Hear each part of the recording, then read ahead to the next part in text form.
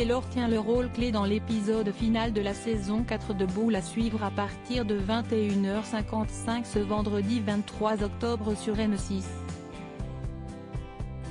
Auparavant, un premier épisode met en scène les difficultés des experts du TAC à venir en aide à une juge dotée d'un caractère très particulier. Un faux témoignage face à Taylor. La juge de Gand est arrêtée pour avoir fait obstruction au FBI en permettant à un témoin d'aller à la rencontre de ses avocats alors que ça ne lui était pas permis.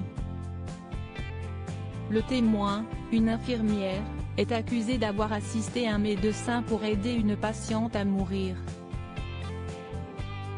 La juge risque donc très gros dans une affaire de crime fédéral.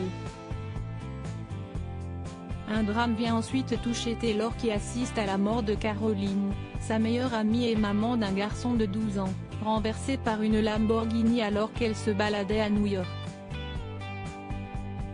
La propriétaire du véhicule est identifiée, il s'agit de la fille d'une procureure qui bénéficie donc de l'immunité diplomatique alors qu'elle s'est rendue coupable d'un délit de fuite.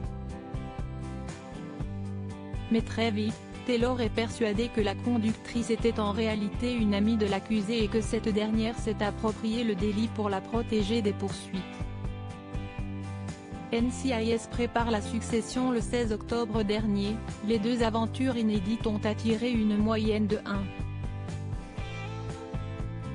1,99 million de Français et 8,3% d'entre eux devant La Petite Licarne.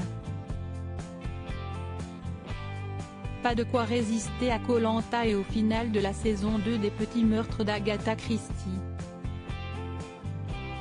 Si aucune date n'a encore été définie liée au retard émanant du contexte sanitaire, les fans de Boule pourront apprécier une 5e saison.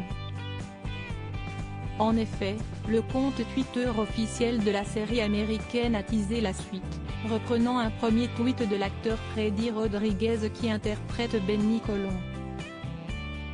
Dès le 30 octobre prochain, les téléspectateurs de M6 pourront retrouver l'incontournable Jeffro Gibbs pour la suite de la saison 17 de NCIS, Enquête spéciale.